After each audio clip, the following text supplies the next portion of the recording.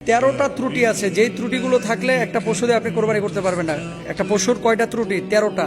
এই 13টা ত্রুটি যদি আপনার পশুর মধ্যে পাওয়া যায় তাহলে সেই পশু দিয়ে কোরবানি করা কোনোভাবে জায়েজ হবে না। 1 নাম্বার, এমন পশু আপনি নির্বাচন করেছেন যে চোখে দেখে না, কানা, মানে অন্ধ পশু দিয়ে কোরবানি হবে না। আপনি বলবেন হুজুর বুঝে কিভাবে? চেক করে নেবেন। খাবার দূরে ধরবেন, যদি দেখেন খাবারটা দূরে দেখেই গরুটা হামলে পড়তেছে খাবারটাকে গ্রহণ করার জন্য, এই পশু দিয়ে কোরবানি করা যাবে। আর যদি দেখেন ওই ক্যামেরার মতো সামনে আপনি কাঁঠালের পাতা নিছেন, ওর কোনো ফিলিংস নাই, জানবেন কানা, অন্ধ, দেখতে তো ডাগর চোখা, আসলে চোখে দেখে না, এটা দিয়ে কোরবানি করা যাবে না। এটা কিন্তু আপনারা খেয়ালও করেন না। ম্যাক্সিমাম বাংলাদেশের এই ক্রেতারা, গরু ক্রেতা যারা, এরা যায় দেখে যে মোটা কিনা, প্রথমে দেখবে যে মোটা কিনা, গোশত আছে কিনা, ও কানা হোক সমস্যা নাই, এরকম একটা ভাবসাব।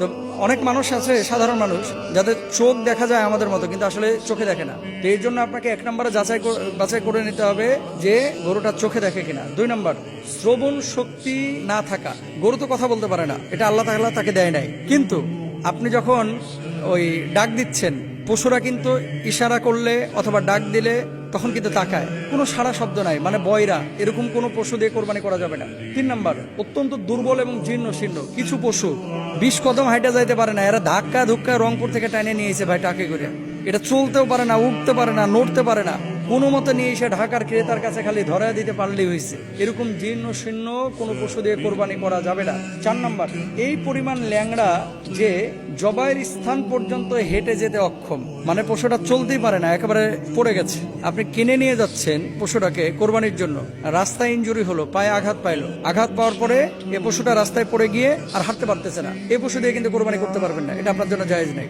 ট্রাক থেকে কিছু হাইওয়ান আছে, আসলে এগুলোকে খুব সুন্দর করে বলার কোনো সুযোগ নাই, মানে সে রংপুর থেকে দাঁড় করায় নিয়ে আসছে গরুটাকে, খেয়াল করেন, অথবা সিলেট থেকে নিয়ে আসছে, রাজশাহী থেকে নিয়ে আসছে, 12 ঘন্টা 14 ঘন্টা পর্যন্ত গরুটা দাঁড়ায় থাকে এই ট্রাকের উপরে। নিয়ে আসার পরে একটু যে স্থির ভাবে নামাবে গরুটাকে, ওই সুযোগ নাই, ফুটবলের মতো নামায়, নামানোর পরে কোনোটা মরে যায়, কোনোটা পা ভাঙে, কোনোটা পিঠ কাটে, এরকম কিন্তু হয়, এটা জায়েজ নাই, হারাম।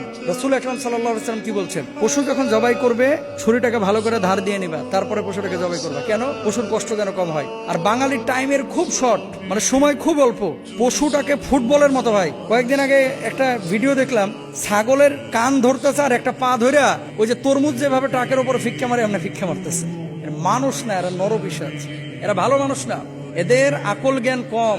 গত বছরে আমি দেখেছি সাভারে ওই রংপুর থেকে গরু ছাগল আনছিল, রংপুর না সরি দিনাজপুর থেকে, ওই যে লাগেজ রাখে না বাসের নিচে যেখানে যাত্রীদের, এই লাগেজের ওখানে 14টা ছাগল ঢুকাইছে যেখানে লাগেজ রাখে। তো গরমের সময় স্বাভাবিকভাবেই এই যে বাইপাইল ক্রস করছে, ক্রস করে আব্দুল্লাহপুরের দিকে যাচ্ছিল, এই বেড়িবাদের এখানে খুলে দেখে যে সব ছাগল মরিয়া শেষ।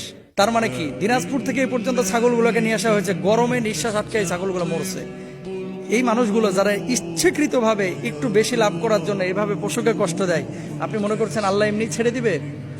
মনে রাখবেন, কুকুরকে পানি পান করানোর কারণে একজন নর্তকী জান্নাতে যাবে, আবার একজন আবেদা ভালো মানুষ, আবেদ মানুষ বিড়ালকে হত্যা করার কারণে জাহান্নামে যাবে। তা আপনি এতগুলো ছাগলকে যে ইচ্ছাকৃতভাবে উদাসীন হয়ে হত্যা করলেন, আল্লাহর আদালতে কিন্তু আপনাকে দাঁড়ানো লাগবে। এগুলো খেয়াল রাখতে হবে প্রিয় ভাইরা আমার। তারপরে আসেন, লেজের বেশিরভাগ অংশ কাটা।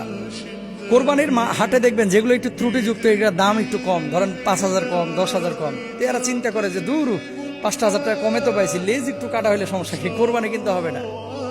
এই 5,000 টাকার জন্য এটা মোবাইল ফোন না যে একটু চালায় নেবো না, একটু দাগ পড়ছে কি হয়েছে। গরুটা কোরবানির, এটা মোবাইল ফোন না যে একটু দাগ পড়ছে কি হয়েছে চালায় নিব না, এটা চালায় নেওয়ার জিনিস না, যেভাবে হাদিসে আছে সেভাবে মানতে হবে। তারপর আসেন, জন্মগতভাবে কান না থাকা। কিছু গরুর জন্মগত আছে যে কান নাই, এ কোরবানি দেওয়া যাবে না। তারপরে 7 নম্বর, কানের বেশিরভাগ কাটা, কোরবানি দেওয়া যাবে না। গোড়া সহ শিং উপড়ে যাওয়া, শিং উপড়ে গেছে, কোরবানি দেওয়া যাবে না। পাগল হওয়ার কারণে ঘাস পানি ঠিক মতো না খাওয়া, কোরবানি দেওয়া যাবে না। তারপরে বেশিরভাগ দাঁত না থাকা, রোগের কারণে স্তনের দুধ শুকিয়ে যাওয়া, ছাগলের 2টি দুধের যে কোনো একটি কাটা, গরু বা মহিষের 4টি দুধের যে কোনো 2টি কাটা কেটে ফেলেছে বা কোনো কারণে আঘাত লেগে পড়ে গেছে, স্তনের দুধ, এই যে স্তনের যে ইটা আছে স্থানটা, এটা যদি কেটে যায়, এটা দিয়ে কোরবানি করা যাবে না। কিন্তু আমরা এই জিনিসগুলো না দেখে শুধু দেখি কি যাওয়ার পরে গরুটার গোশত আছে কিনা, নিজ খেয়াল করার টাইম নাই, পেটে বাচ্চা আছে কিনা, এগুলো অনেকে খেয়াল করে না। তো এগুলো খেয়াল করবেন। আল্লাহ তাআলা আমাদের বোঝার তৌফিক দান করুন।